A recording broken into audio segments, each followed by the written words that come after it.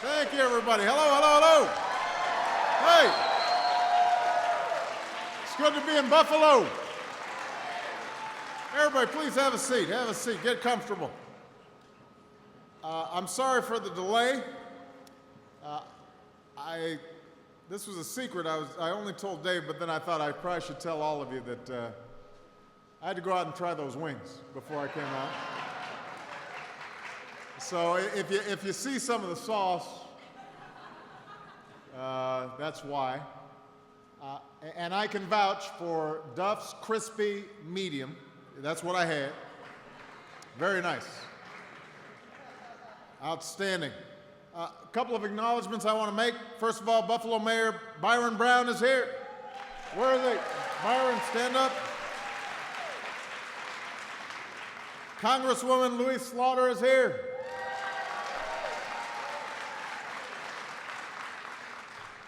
Your own congressman from this district, Brian Higgins, is here.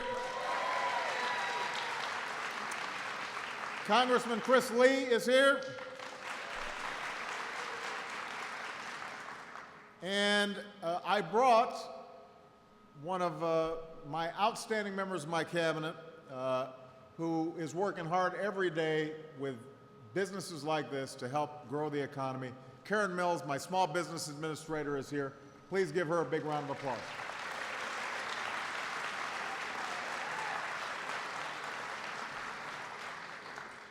So this is my first visit to Western New York as president. And so it is just a thrill to be here. I'm glad that it's not snowing. Thank you. Last Sunday, right? You guys still got snow? Sheesh. I thought Chicago was bad. This is worse. But I'm really thrilled to be here, partly because it gives me a chance to get out of Washington. And I've been trying to make a habit of that. About once a week or so, I try to take a trip outside of Washington. Now, don't get me wrong, Washington is a beautiful city. I've got a really nice office, and I live above the store, so the commute is really short. But you've heard of being in the bubble. You know, when you're in Washington, sometimes it's just hard to hear anything else except the clamor of politics. And that clamor can drown out the voices of the American people. So I'm not going to give a long speech today. I actually want to take some time to take a few questions from you, hear about your concerns, your hopes, what opportunities you see out there. But before I do want to say a few words about the thing that I know is in the front and center of everybody's mind, and that's the state of our economy. Now, I don't need to tell all of you that we're still emerging from one of the worst recessions in our history. And it's been tough everywhere. But cities like Buffalo have been especially hard hit. And even before the most recent downturn began, years before, you were seeing jobs disappear and factories shut their doors. Costs, family expenses went up, but wages, they flatlined, they didn't go up. And that's tough on families, and that's devastating on communities. So breaking our economic freefall was job number one when I took office. I want everybody to remember, because sometimes we've got a selective memory here. When I took office, we were losing 750,000 jobs a month. Our economy had shrunk the quarter I came in 6%. Experts of all political stripes were warning of another Great Depression. That wasn't that long ago, but it's easy to forget just how fragile things are and how scared people were. And so we had to take immediate steps to stop the crisis. And some of those steps weren't particularly popular. I had just inherited a $1.3 trillion deficit from the previous administration, so the last thing I wanted to do was to spend money on a recovery package or help the American auto industry keep its doors open or prevent the collapse of Wall Street banks whose irresponsibility had helped cause this crisis. But what I knew was if I didn't act boldly and I didn't act quickly, if we didn't defy the politics of the moment and do what was necessary, we could have risked an even greater disaster. And the other thing we weren't going to do is give in to the partisan posturing in Washington. Because half the time up there, all everybody's worried about is what does the poll say? And making calculations based on what's good for the next election instead of what is good for the next generation. And frankly, I had one side of the aisle just sit on the sidelines as the crisis unfolded. And if we had taken that position, just thinking about what was good for my politics, millions more Americans would have lost their jobs and their businesses and their homes. But Buffalo, I did not run for president to preside over America's decline. I didn't run for president to watch the erosion of the middle class continue. I ran for president to keep the American dream alive in our time, for our kids and our grandkids and the next generation. So we met our responsibilities. We did what the moment required. Now, I won't stand here and pretend that we've climbed all the way out of the hole. There are too many folks right here in Buffalo and all across the country who are still hurting. I read too many letters each night from folks who are still hurting. They're still out of work. So I know things are still tough out there for a lot of folks. And you know, economists have all kinds of fancy formulas and mathematical equations to measure the exact moment that the recession ended. And it's great that the stock market's bounced back. But if you're still looking for a job out there, it's still a recession. If you can't pay your bills or your mortgage, it's still a recession. No matter what the economists say, it's not a real recovery until people feel it in their own lives, until Americans who want work can find it, until families can afford to pay their bills and send their kids to college. So that's what we're working for. That's our goal. But I want to just say to Buffalo, I want to say to all of you, and I want to say to America, we can say beyond a shadow of a doubt, today we are headed in the right direction. We are headed in the right direction.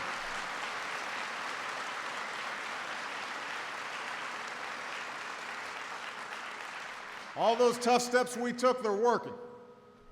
Despite all the naysayers who were predicting failure a year ago, our economy is growing again. Last month, we had the strongest job growth that we had seen in years. And by the way, almost all of it was in the private sector. And a bunch of it was manufacturing. So this month was better than last month. Next month's going to be stronger than this month. And next year is going to be better than this year. Last month, we gained 290,000 jobs. That was the largest increase in 4 years. We've now gained jobs 4 months in a row right here in the United States. Last month brought the largest increase in manufacturing employment since 1998. Strongest growth in manufacturing in 12 years. That's a good sign for companies like this one. I was talking to Dave. Dave was telling me about the rebound in orders that we've seen here, right here at this company. The question is now, how do we keep that momentum going? How do we keep adding more and more jobs? Now, we know that the government has to play a role in meeting this goal, but we also know that role is limited. Government is not the true engine of job creation and economic growth in this country. Businesses are, especially small businesses like this one. So America's small business owners, people like Dave Sullivan, have always been the backbone of America's economy. These entrepreneurial pioneers, they embody the spirit of possibility, tireless work ethic, simple hope for something better that lies at the heart of the American ideal. These are the men and women willing to take a chance on their dream. They've got good ideas, and then they've got the drive to follow through. They've started mom and pop stores, and they've got garages they open up and they start tinkering, and suddenly that leads to some of America's biggest, most successful businesses. Ordinary Americans with a dream to start their own business, they create most of the jobs that keep our workers employed. In fact, over the past decade and a half, America's small businesses have created 65% of all new jobs in this country. Now, the problem is that our small businesses have also been some of the hardest hit by this recession. From the middle of 2007 through the end of 2008, small businesses lost 2.4 million jobs. And because banks shrunk from lending in the midst of the financial crisis, it's been difficult for entrepreneurs to take out the loans that they need to start a business. And for those who do own a small business, it's difficult to finance inventories and make payroll or expand if things are going well. So government can't create jobs, but it can create the conditions for small businesses to grow and thrive and hire more workers. Government can't guarantee a company's success, but it can knock down the barriers that prevent small business owners from getting loans or investing in the future, and that's exactly what we've been doing. When Dave wanted to expand this company last year, he received a loan from the Small Business Administration that was part of the Recovery Act, part of the stimulus. It's a loan that allowed him to pay the bills and purchase new equipment. Last fall, he was even able to increase his workforce. And today, he feels optimistic that he'll be able to hire more workers in the near future. Bill Puglisi and his brother Rick are also here with us today. Where are Bill and Rick? Where are they? There they are right there. All right? They run. Good to see you guys. They run a small business called Imperial Textile. And thanks to the SBA loan that they received, they didn't have to lay any workers off last year. In fact, they were even able to purchase a new building. Is that right? So today they're starting to look to hire again. You guys can sit down. All across America, we've taken steps like these to help companies grow and add jobs. Last year, we enacted 7 tax cuts for America's small businesses, as well as what we call the Making Work Pay tax credit that goes to the vast majority of small business owners. So far, the Recovery Act has supported over 63,000 loans to small businesses. That's more than $26 billion in new lending. More than 1,200 banks and credit unions that had stopped issuing SBA loans when the financial crisis hit are lending again today.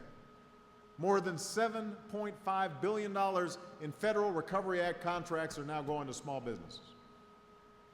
Right now, a series of additional tax incentives and other steps to promote hiring are going to take effect. Because of a bill that I signed into law a few weeks ago, businesses are now eligible for tax cuts for hiring unemployed workers. Companies are able to write off more of their investments in new equipment. And as part of healthcare reform, 4 million small businesses recently received a postcard in their mailbox telling them that they could be eligible for a healthcare tax cut this year. That's worth maybe tens of thousands of dollars for some companies. And it's going to provide welcome relief to small business owners who too often have to choose between healthcare and hiring. When we stopped over at Duff's to get our wings, one of the customers there was a woman who was a small business owner. She had a courier service. And I asked her, what's the biggest challenge you've got? She said, trying to keep up healthcare for me and my workers. And she was appreciative that she's going to get a 35% tax break on her healthcare costs this year. And I told her that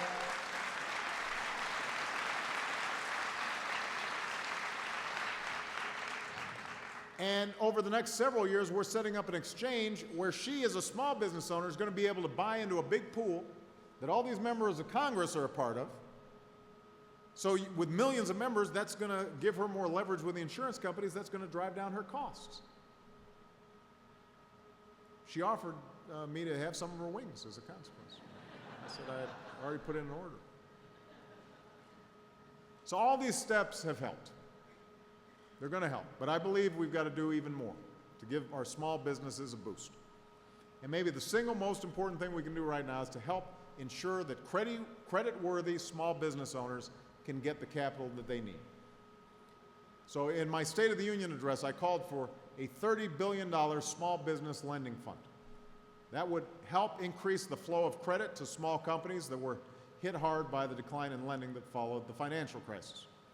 And last week, I sent Congress this legislation, which now includes a new state small business credit initiative, an initiative that will help expand lending for small businesses and manufacturers at a time when budget shortfalls are leading a lot of states to cut back on vitally important lending programs.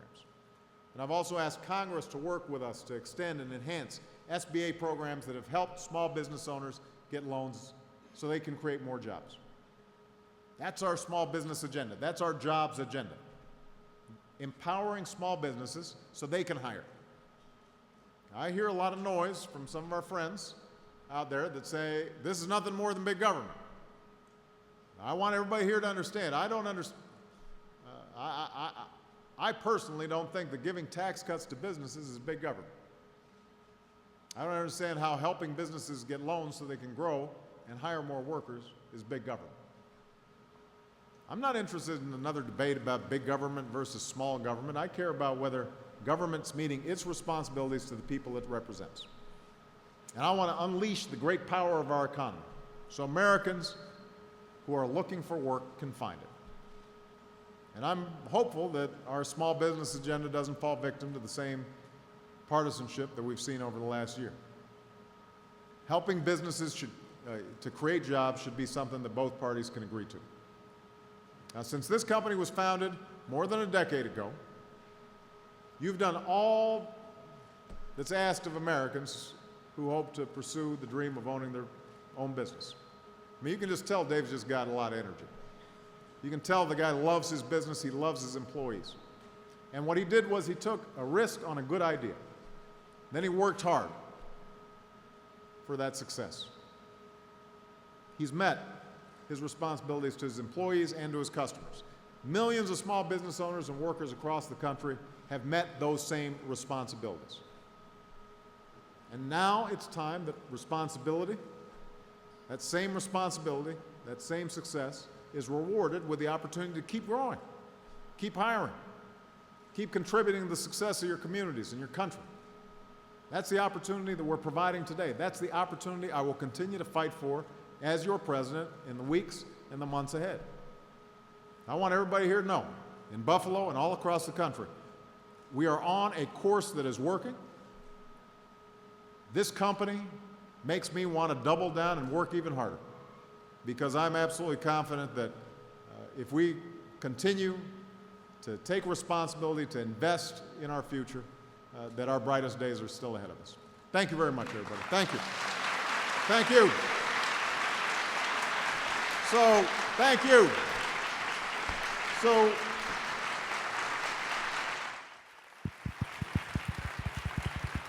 thank you, guys. Everybody can have a seat. So I've got time for a couple of questions. Yankees fan right here. Well, hold on a second. You know, we got a mic so everybody can hear you, even though I can tell you've got a decent voice. Introduce yourself, sir. Frank Caparasso, DePue, New York. Good to see you. Good to see you, sir. My question is, during your term of office, will Buffalo see the transit system improvement for this country arrive here in Buffalo? Well, you know, it's a great question, and I know that, you know, the issue of infrastructure and transportation is big here, but it's big all across the country. The Recovery Act that we put forward had one of the biggest investments in infrastructure since Eisenhower started the interstate highway system. But the backlog of work and projects that need to be done is so big that it's going to be a multi-year process that we've got to embark on. My hope is that Democrats and Republicans working together are going to be able to find a long-term financing mechanism, and that we start investing not just in highways, but also in mass transit, high-speed rail, and especially along the Eastern Corridor, and say, where I'm from, Chicago, where you've got Chicago, Detroit, Cleveland, St. Louis, Indianapolis. You've got all these cities that are pretty close by.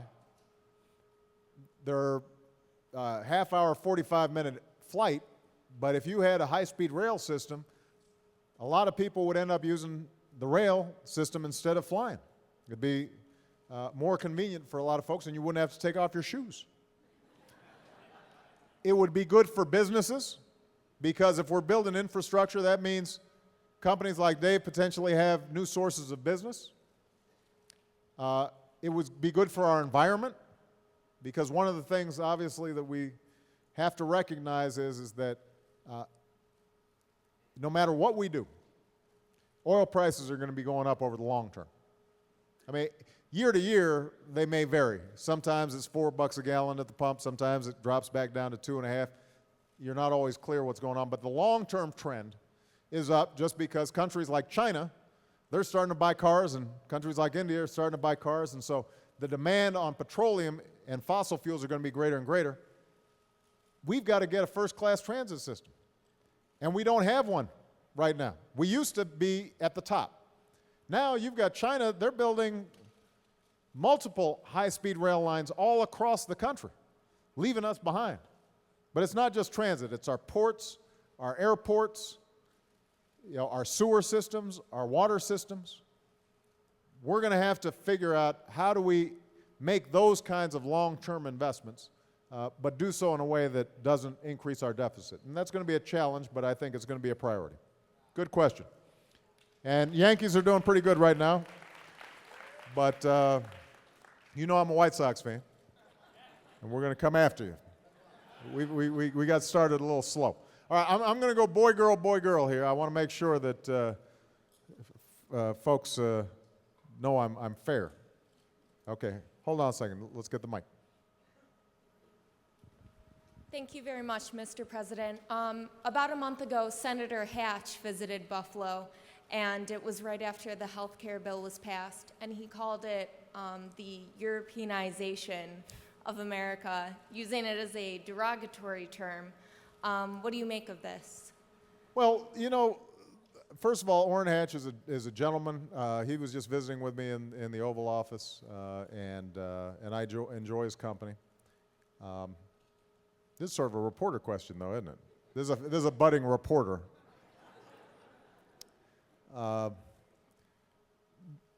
There's been a lot of rhetoric floating around on this health care bill.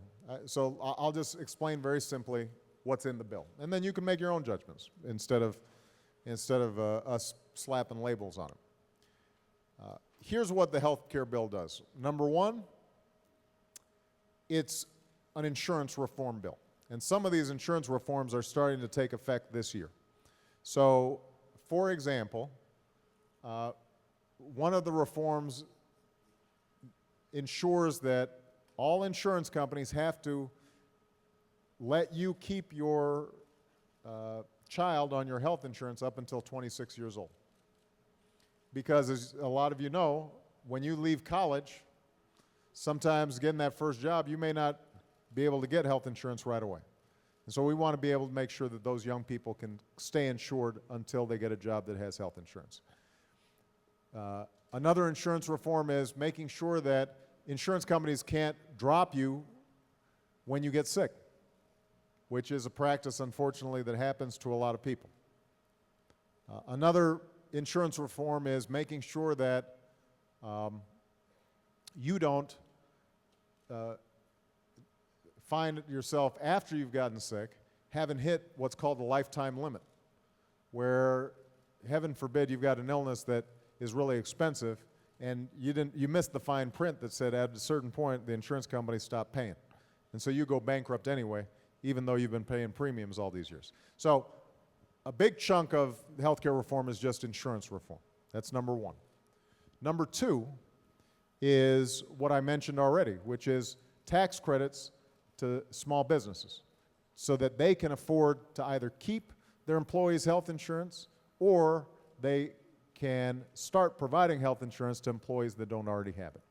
And for most small businesses, they're going to get up to 35% tax break on their health insurance bills. And if you talk to small businesses, that's a big deal. Number three, for people who don't have health insurance, And by the way, the majority of people who don't have health insurance are working people. Really poor folks who don't work, they're on Medicaid. They already have health insurance. It's working families and middle-class families and a lot of sole proprietors and small business owners who don't have health insurance. So what we're saying to them is, we are going to set up an exchange, which is basically a marketplace where you can buy your health insurance through this big exchange, and you'll be part of a big pool, which gives you better negotiating power with the insurance companies. That'll drive down your premiums. And if even with a better rate you still can't afford it, we are going to give you a tax credit to help you afford it. All right? And finally, now there are all kinds of other aspects of it in terms of encouraging prevention and funding prevention, but the other big piece of this is we want to work through the Medicare and the Medicaid system to figure out how do we start controlling costs. Because even if you tell the insurance companies you have to insure people with pre-existing conditions and you can't drop people when they get sick, and even if you allow people to buy through this exchange so it drives down their costs, if the underlying costs of healthcare keep on going up, then our costs are still going to go up. And so we've got to try to encourage the overall healthcare system to be smarter and use its money more effectively. And I'll just give you one example that probably a lot of you have. Have you ever noticed that doctor's office is the only place where you still have to fill out forms like 3-4 times in a row? Well, part of it is just because every other part of our economy is computerized. But somehow that's not true in our healthcare system. So what we want to do, for example, is provide the incentives for hospitals and doctors and so forth to get electronic medical records. And we want to tell the doctors, you know what, instead of us reimbursing you every time you take a test, so you end up going to because of something wrong, you go to the doctor, you get one test, then he sends you to the specialist, you get another test, then you go to the hospital, you get a third test. We're going to pay you for one test and then email it to everybody else. Those are the kinds of things that help to save money over the long term. Now, we've got to try a bunch of different things in order for us to save money, but that is our basic approach. So here's the bottom line to your question. If you've got health insurance that you're happy with, you're going to keep it. You don't have to do anything. The only thing that you're getting is the insurance company can't drop you if, for example, your child turns out to have a chronic condition. So it's giving you more security. If you don't have health insurance, we're building off the free market, off the existing system of private employer-based insurance, and we're saying this is going to give you a chance to get health insurance that's a little bit cheaper. I don't know what that's called. I just think it's a good idea. All right? Okay. Gentleman here had a question.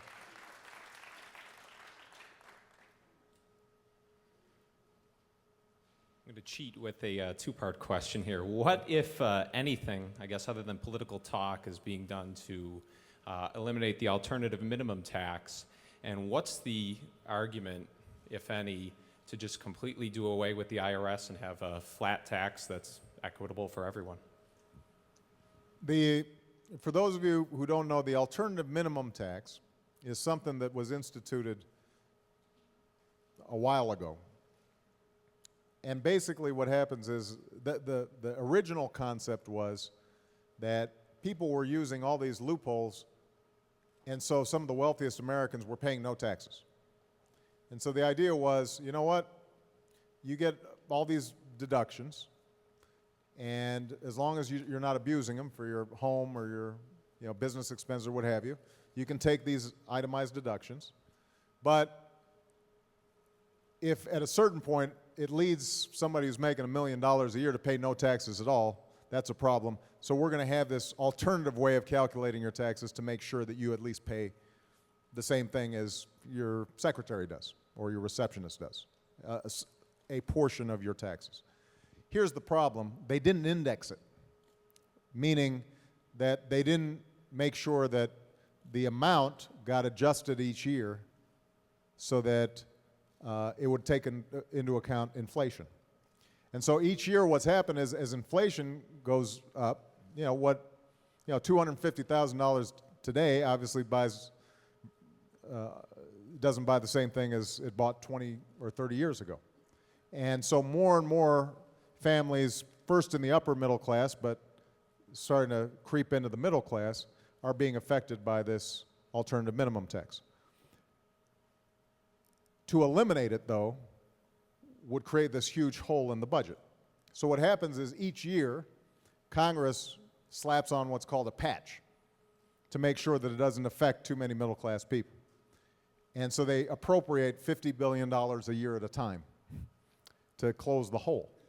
That was, by the way, part of the Recovery Act this year was $70 billion of the Recovery Act was just designed to make sure that the AMT didn't affect more people.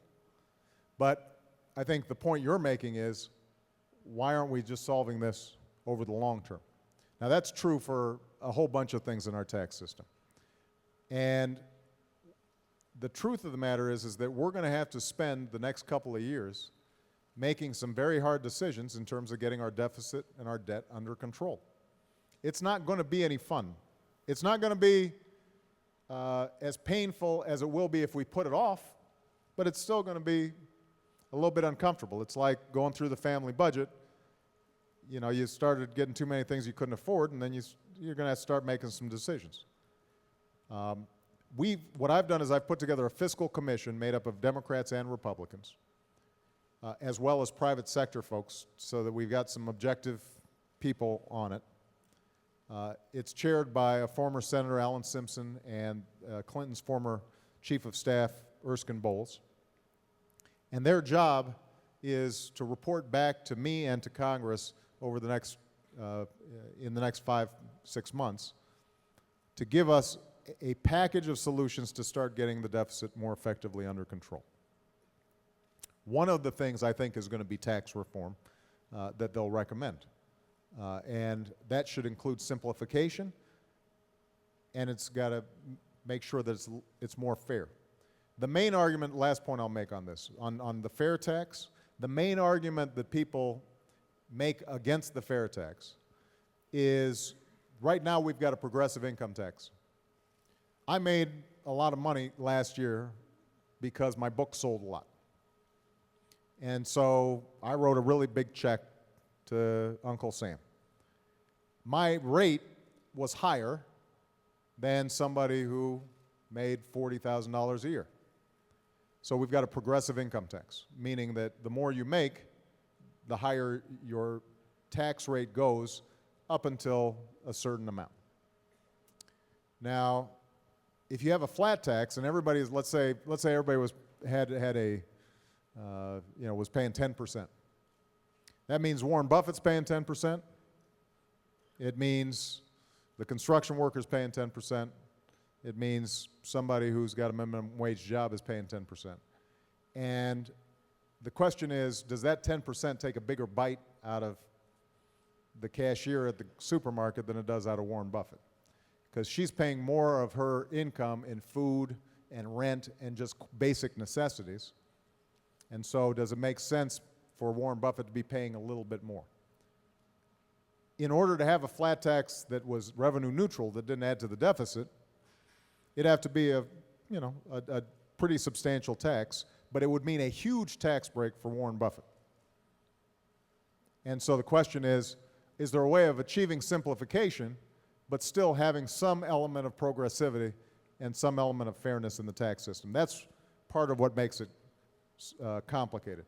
I'll be honest with you, though, a lot of the complications in the IRS tax code, it just has to do with lobbying in Washington. And that aspect of it, we've just got to eliminate. We've got to kind of clean house. We've got to take out a hose and just eliminate a lot of these tax loopholes that are out there. And I think we can do that. All right, young lady right there. Mr. President, thank you for your leadership.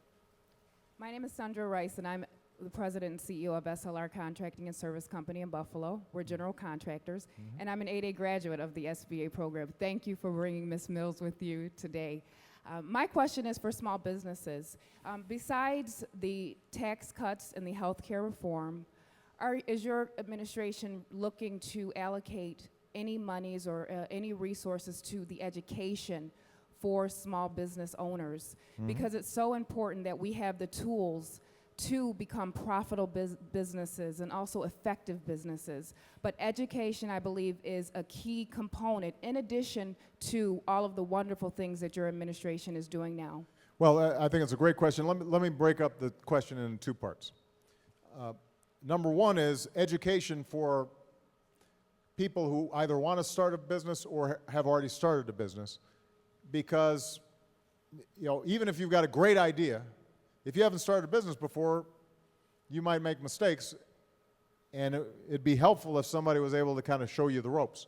So part of what we want to do is to make sure that the SBA is providing effective technical training and help and advice to small businesses, even if they've already been pretty successful, maybe in order they want to take it to the next level.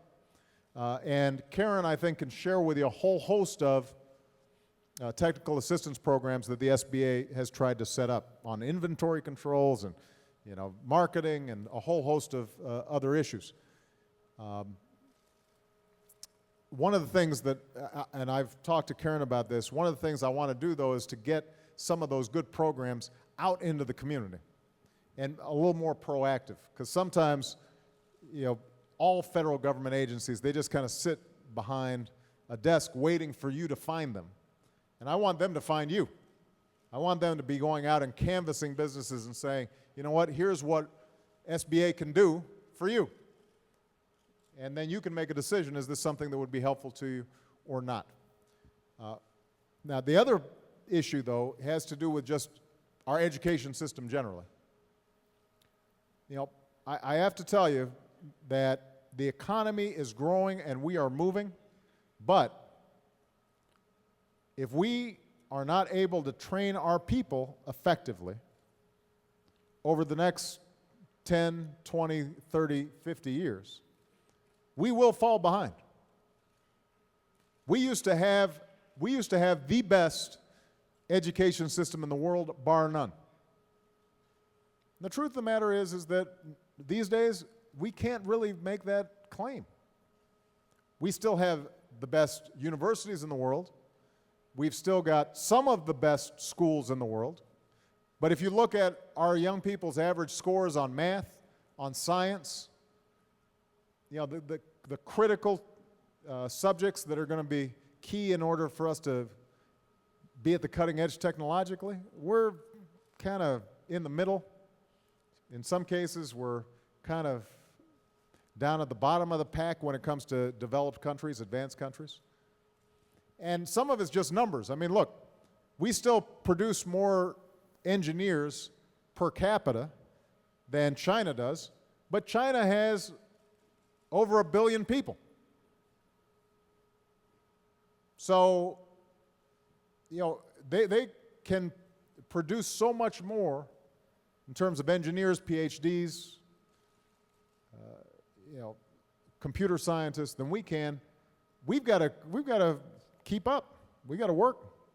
That's why we've initiated, one of my top priorities as president has been to make sure that we're initiating education reform from top to bottom. It's not just money. So what we said to states was, you want some additional help for your schools? First of all, one of the things that the Recovery Act did was it prevented layoffs of teachers, including right here in Buffalo, because we helped plug state budgets and municipal budgets. But then what we also said was, you want some extra money? Show us that you've got a reform plan that's going to work.